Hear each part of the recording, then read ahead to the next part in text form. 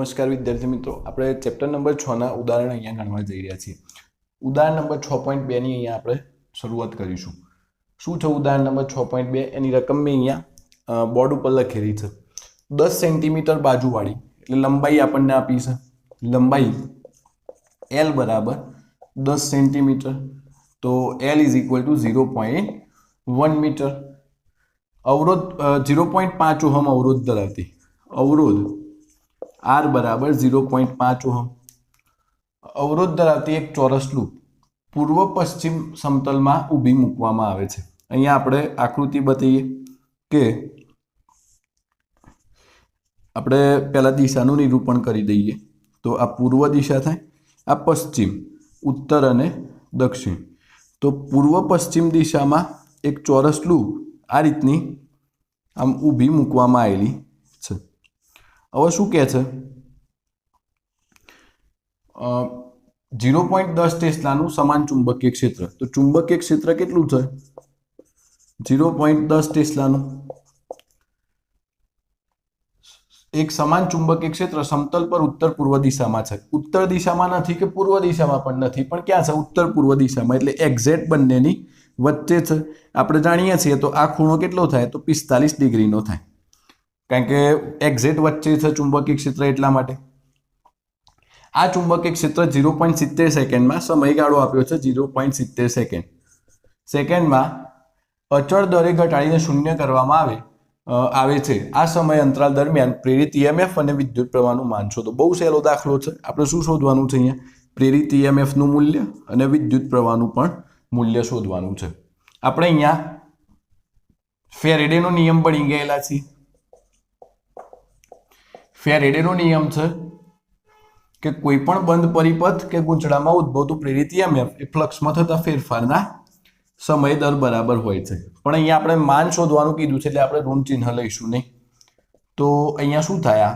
તો આ થવાનું છે ડેલ્ટા ફાઈ એટલે φ2 માઇનસ φ1, અને આ થવાનું છે અપોન ડેલ્ટા ટી. હવે અહીંયા આપણે φ2 અને φ1 શોધવા પડશે. પહેલા આપણે φ2 અને φ1 શોધી દઈએ. તો અહીંયા φ2 શું છે અથવા φ1 શું છે? તો ગૂંચળાને અંદર, ગૂંચળામાં ચોરસ સમતલમાં અહીંયા લૂપ કીધું છે. લૂપ એટલે ગૂંચળું જ. ચોરસ લૂપ સાથે સંકળાયેલ પ્રારંભિક ફ્લક્સ, જેને આપણે φ1 કહી દઈએ. તો φ1 બરાબર BA cos θ1. તો અહીંયા ફ્લક્સ φ1 ઇઝ ઇક્વલ ટુ બી કેટલું આપ્યું છે? તો 0.10 ટેસ્લાનું ચુંબકીય ક્ષેત્ર કીધું છે. ક્ષેત્રફળ અહીંયા આપ્યું નથી, પણ લંબાઈ આપી છે. તો ક્ષેત્રફળ બરાબર લંબાઈ ગુણ્યા લંબાઈ એટલે 0.1 ઇન્ટુ 0.1. તો ક્ષેત્રફળ થવાનું છે 0.01 મીટર સ્ક્વેર.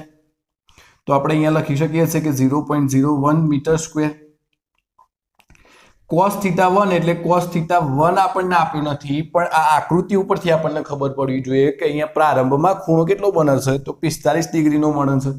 તો φ1 બરાબર આને કહેવાય 10⁻1, આને કહેવાય 10⁻2, અને આની કિંમત થાય 1/√2.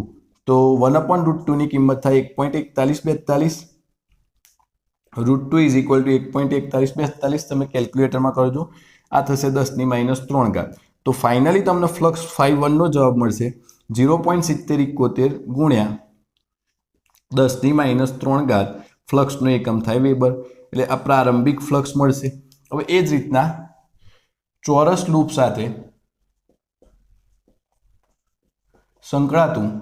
સંકળાયેલ અંતિમ ફ્લક્સ.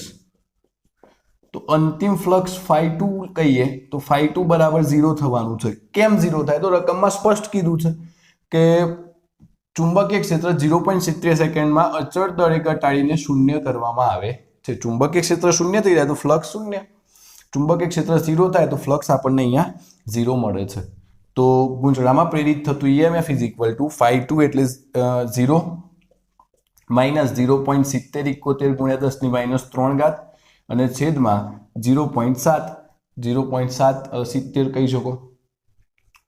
તો તમે અહીંયા આનો થશે માઇનસ 0.7071 ગુણ્યા 10⁻3 છેદમાં 0.70, પણ માનાંક છે એટલે હું અહીંયા જ કરી દઉં છું, માનાંક કાઢો એટલે જવાબ તમારો ધન થઈ જાય.